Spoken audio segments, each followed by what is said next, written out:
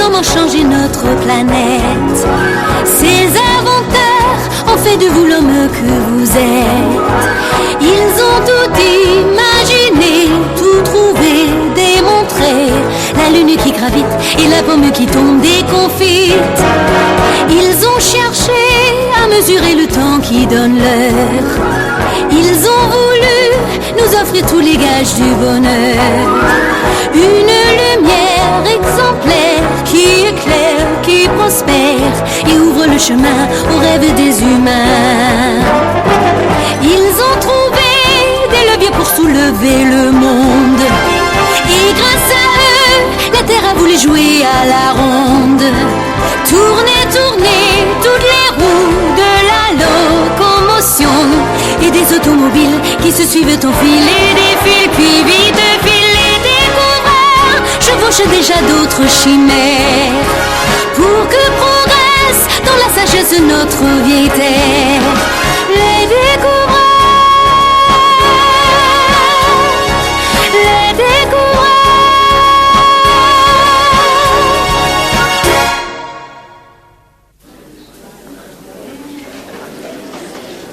Oui, j'abjure. Et pourtant, elle tourne. Galilée, qui venait d'être condamné par le tribunal de l'Inquisition, parlait de la Terre.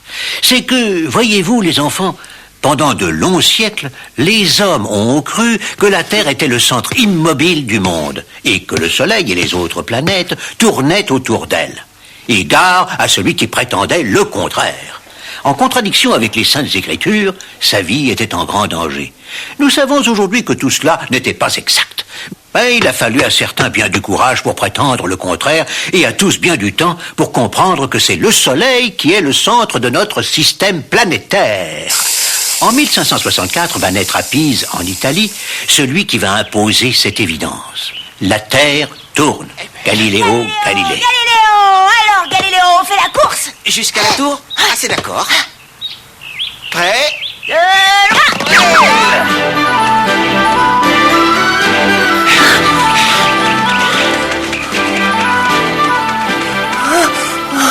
Comme d'habitude, t'as encore gagné. Trop de pâtes. Eh oui, trop de pâtes.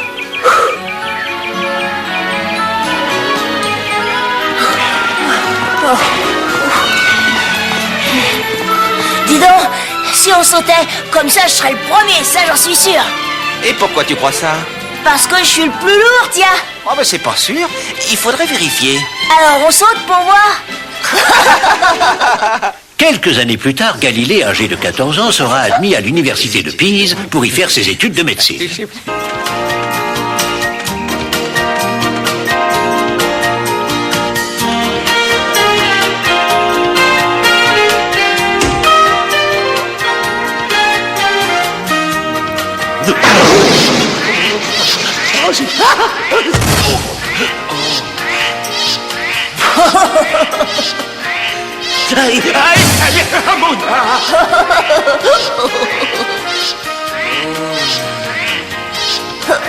On peut dire qu'il est doué, celui-là.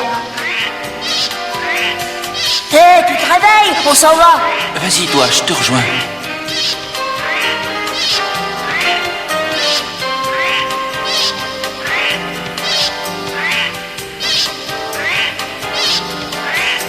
Je crois que j'ai trouvé.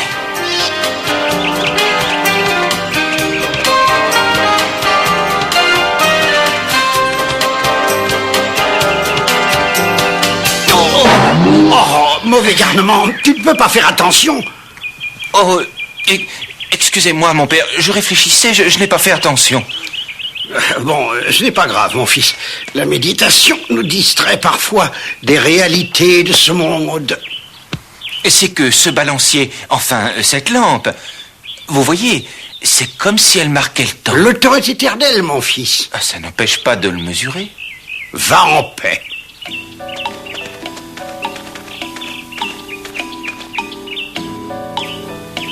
Comme c'est simple, plus le balancier est court, plus la fréquence est grande.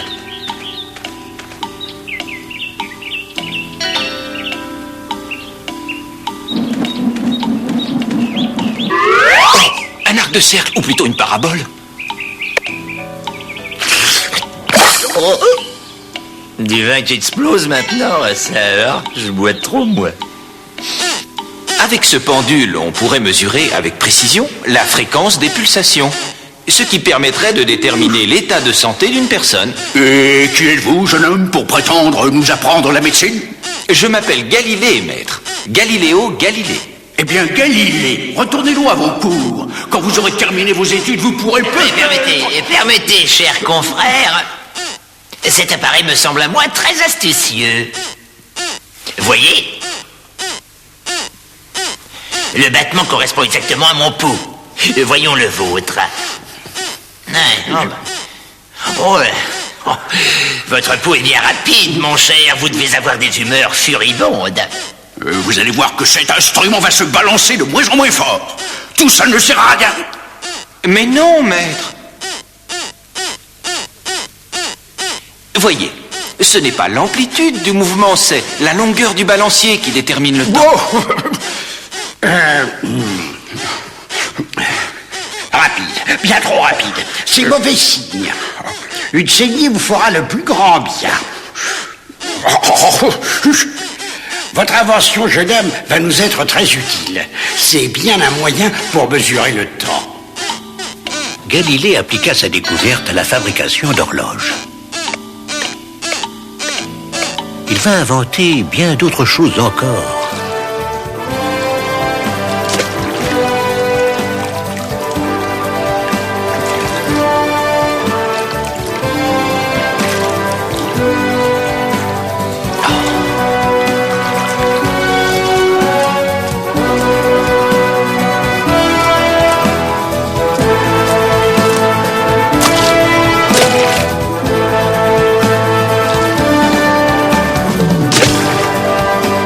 Les choses sont lourdes, plus elles s'enfoncent dans l'eau.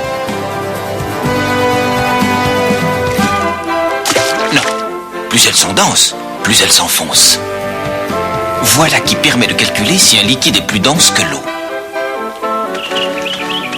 À 25 ans, Galilée est nommé professeur de mathématiques.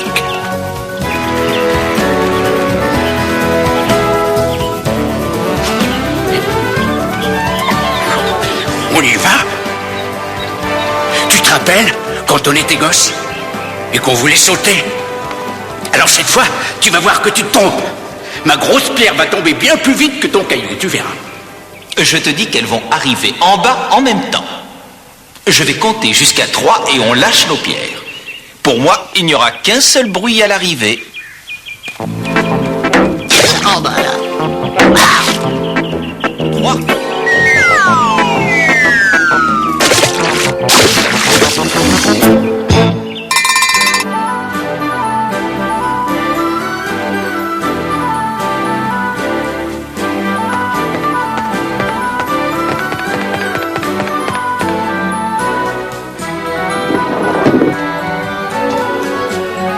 Tu vois, les clochettes qui sont placées à la même distance tintent de plus en plus vite, ce qui permettra de mesurer l'accélération du temps. Et avec quoi tu vas le mesurer, ce temps? Avec mon pendule, bien sûr. C'est complètement idiot comme jeu, ça n'apprend rien. Je peux essayer. Pourquoi pas?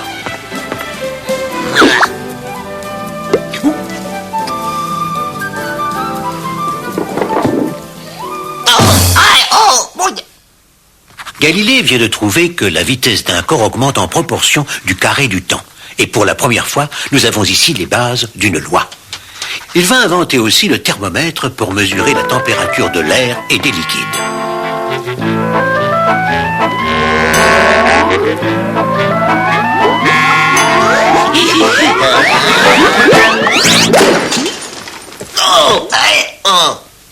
Il a inventé le compas de proportion qui permet de mesurer les objets éloignés et la distance à laquelle ils se trouvent. Il devint un savant réputé, dont les cours étaient recherchés. Et peu de temps après, à 28 ans, le voilà professeur de mathématiques à la fameuse université de Padoue. Votre domaine, maître Galilée, et j'espère que vous allez nous découvrir encore bien des choses passionnantes. Galilée va rester à l'université de Padoue près de 20 ans et il va y faire bien des trouvailles. Encore fallait-il lutter contre les idées toutes faites, les dogmes. Vous vous rendez compte, mon cher, qu'il se trouve des savants pour prétendre que la Terre n'est pas le centre de l'univers. Elle ne serait qu'une banale planète qui tournerait autour du Soleil. Non, mais quelle baliverne! Et pourquoi ne pourrait-il pas en être ainsi? Mais nous le sentirions, très cher, si elle tournait. Or, elle est bien immobile. Mais qu'est-ce qui fait tourner les autres planètes? La volonté divine, bien sûr. Les anges, les séraphins. Les aurait-on vus? Vous m'amusez, cher Galilée. Il n'est pas nécessaire de voir pour croire. Marc Antonio, nous allons fabriquer une lunette qui permettra de rapprocher les objets éloignés. Et avec quoi, maître? Avec des lentilles, comme pour les lunettes. Tu vas voir.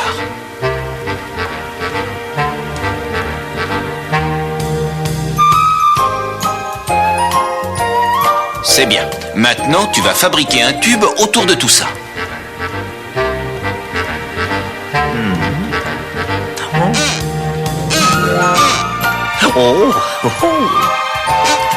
Tu sembles très intéressé, Marc Antonio. Oui, oui, maître. Non, c'est juste pour voir si tout marche bien.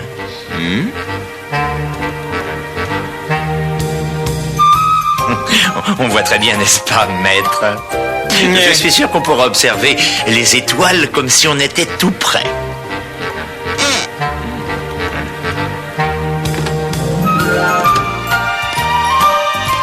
Bon travail, Marc Antonio. Je sors. J'ai une course à faire.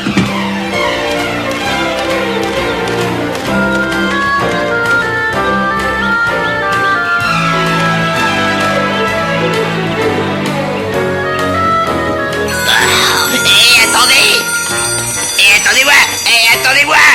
J'arrive, signorina.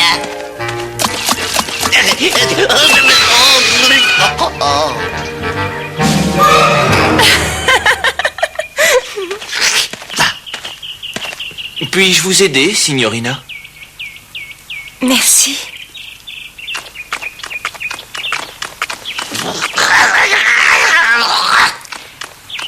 Merci, signor.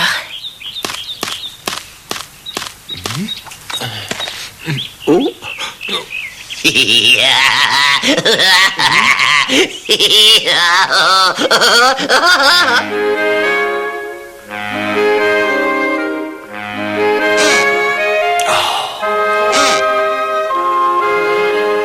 Des mers, des cratères, des montagnes. C'est incroyable. Intéressant. Alors, vous voulez connaître la mécanique du ciel? Mais, mon jeune ami, c'est là une mécanique céleste qui va bien au-delà de la compréhension des hommes. C'est une mécanique. Comme toute mécanique, elle a des règles. Et des règles que les hommes doivent comprendre. Peu de conviction. Venez avec moi. Je vais vous montrer quelque chose.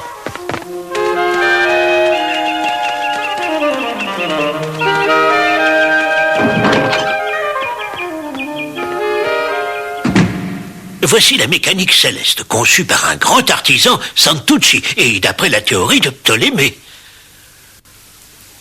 C'est bien compliqué tout ça. Ce serait bien plus simple si toutes les planètes, Terre comprise, tournaient autour du Soleil. Oh. Chut, taisez-vous, malheureux. C'est sacrilège ce que vous dites là. Et pourquoi? La Bible dit que Josué a arrêté le soleil. S'il l'a arrêté, c'est que le soleil tournait autour de la terre. N'oubliez pas, mon jeune ami, que voilà 10 ans à peine, Giordano Bruno, qui prétendait que la Terre tournait, a été déféré au tribunal de l'Inquisition, puis brûlé pour hérésie. C'était pourtant mon ami. Le cardinal Bellarmine aussi était mon ami, et c'était le grand inquisiteur. Il y a pourtant un homme, un Polonais, Copernic. Il disait comme vous, que c'était la Terre qui tournait autour du Soleil. S'il disait vrai, je le prouverai. Grande nouvelle, maître. Le Doge de Venise vous invite à lui présenter votre télescope. Oui, maître, le Doge lui-même. C'est bien, nous irons.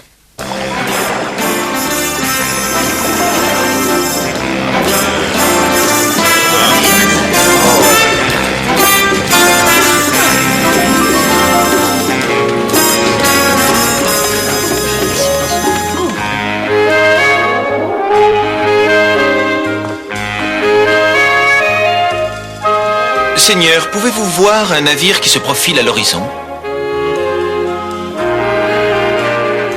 Eh bien maintenant, regardez dans ma longue vue.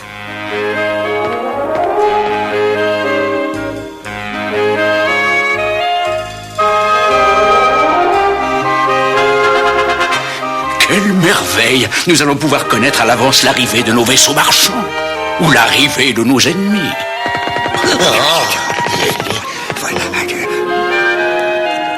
Cette lunette ne fait qu'agrandir à nos yeux des images éloignées. Voyons la Lune. Ne regardez pas. Altesse Sérénissime, vous allez être trompé. En réalité, la Lune est un astre sphérique. Elle nous semble avoir une forme de croissant parce qu'une de ses parties, non exposée au soleil, se trouve à l'ombre. Baliverne que tout ça. C'est une superbe invention, maître Galilée, et votre travail mérite récompense. Je vous appointe à vie à l'université de Padoue avec un salaire de 1000 florins par mois.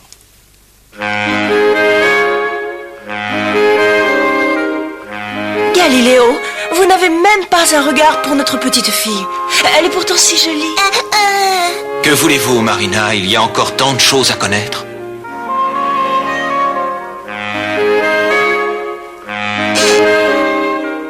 Jupiter, l'astre rouge, et il y a 2 petites lunes. Si les autres pouvaient voir ça.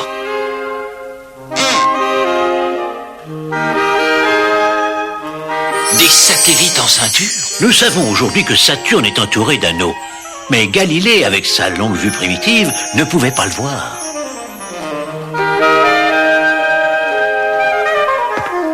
Pourquoi faites-vous ça?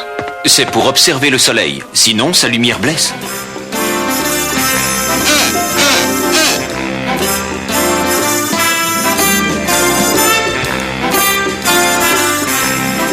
Voyez, ces taches ne sont pas à la même place qu'il y a quelques jours.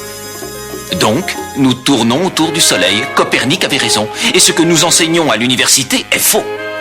Faites attention, Galiléo. Ce que vous dites est contraire à l'enseignement de l'Église. Non, Marina. Non, je suis bon chrétien. Personne n'en doute. Mais la vérité est vérité. Et je me dois de publier le résultat de mes observations. Donc, d'après mes observations, le soleil ne tourne pas autour de la Terre. Au contraire. C'est la Terre qui tourne autour du Soleil, et Vénus, Saturne et les autres en font de même. Toutes ces planètes sont obscures et ne brillent que quand elles sont illuminées par le Soleil. Et c'est de cette façon que sur Terre, il fait nuit ou jour, selon la face exposée au Soleil. Mais alors, maître, ce que dit la Bible est faux? La Bible emploie volontairement un langage simple à l'usage des êtres simples. La science, elle, se doit d'employer un langage approprié pour faire évoluer le savoir des hommes. Ce n'est pas pour cela qu'elle contredit les Saintes Écritures.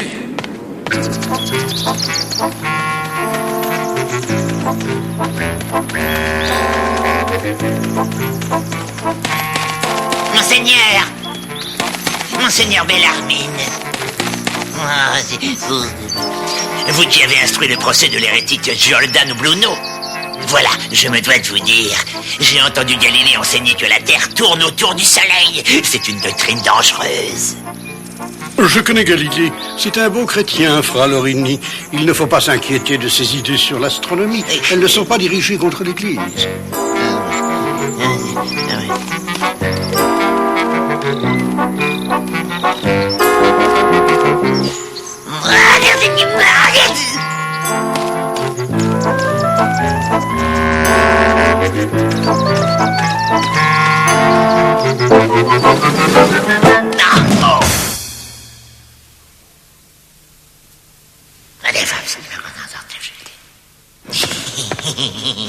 Les mathématiques sont un art diabolique, semange d'hérésie, et ceux qui, comme Galilée ou les Galiléens, ébranlent la stabilité des cieux, ceux-là sont dans le péché, mes frères, le péché mortel.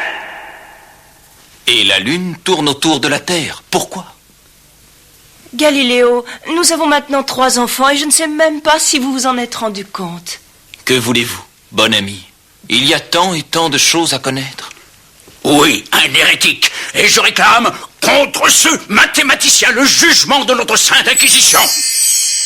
Mais Galilée a maintenant des amis puissants. Et malgré attaques et critiques, il sera choyé et adulé, et ces années seront les plus belles de sa vie. Les plus grands se flatteront d'être parmi les siens comme Ferdinand II de Médicis, grand-duc de Toscane. Le prince Federico Cesi, fondateur de l'Académie des Lynx. Francesco Barberini, un très puissant cardinal. 1624, il va rendre visite à Rome à Maffeo Barberini, devenu le pape Urbain VIII. Il sera reçu avec chaleur, avec amitié et aussi avec faste.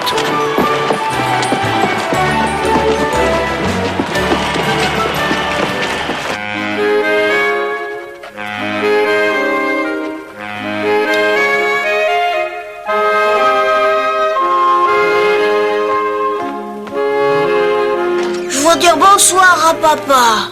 Chut! Il faut laisser papa travailler. Il découvre les merveilles du ciel. Et un jour, le monde entier reconnaîtra sa grandeur, lui rendra hommage, vous verrez. Vous serez fiers d'être ses enfants.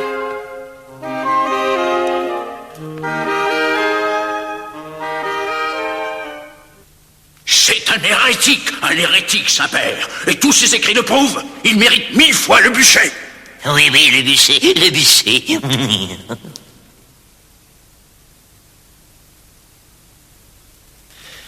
Le livre, le dialogue des systèmes du monde, qui semble tant perturber le père Caggini, il est vrai qu'il m'a été dédié, et je n'y vois rien qui offense l'Église, si même sa défense ne vaut pas le duché que vous m'avez pris.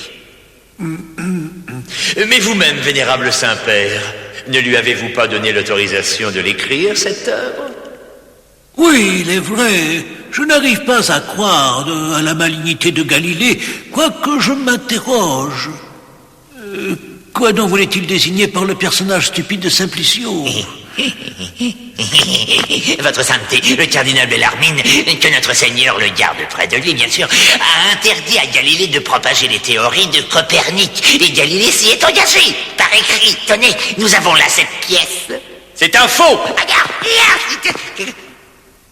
Le vénéré chef de l'ordre des Jésuites, le cardinal Gaspard Borgia, ambassadeur du royaume d'Espagne, demande audience à votre sainteté. Vous nous décevez, Saint-Père. Vous négligez les conseils de la Compagnie de Jésus qui ne pense qu'à votre bien et à celui de la foi, à celui du culte de notre Seigneur. Votre complaisance est grande à l'égard des protestants de France, de Bavière, de Suède, et ce, contre les intérêts du noble royaume d'Espagne que je représente, et de sa vénérable Église. Prenez garde, Saint-Père, que notre puissant pays n'en prenne ombrage en maintenant cet hérétique, ce Galilée que vous protégez. Votre diatribe estimé, cardinal Borgia, vient après son heure. Je pense, comme vous, que Galilée a outrepassé la liberté que nous lui avions accordée. Oui, monsieur le Grand-Duc, je venais de décider qu'il convient de déférer Galilée devant la Sainte Inquisition.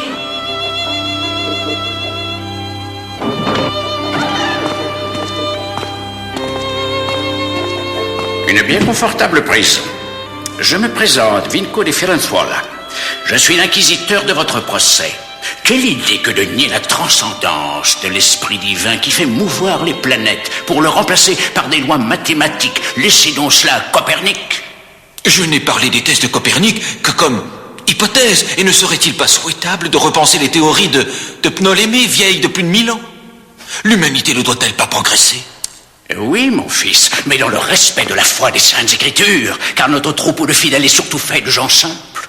Laissez donc à leur place le ciel, le soleil, la terre. Je suis un savant, mon père, et je ne fais que dire ce que je vois, ce que j'expérimente. Où sont les preuves de tout cela, cher Galilée? Vous dites que la Terre tourne sur elle-même en 24 heures? Ne le sentirions-nous pas, s'il en était ainsi?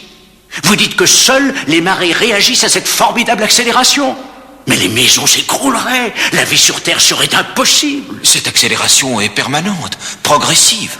Quand nous roulons en carrosse 100 fois moins vite, nous sentons son accélération, ses coups de frein. Et ici, rien.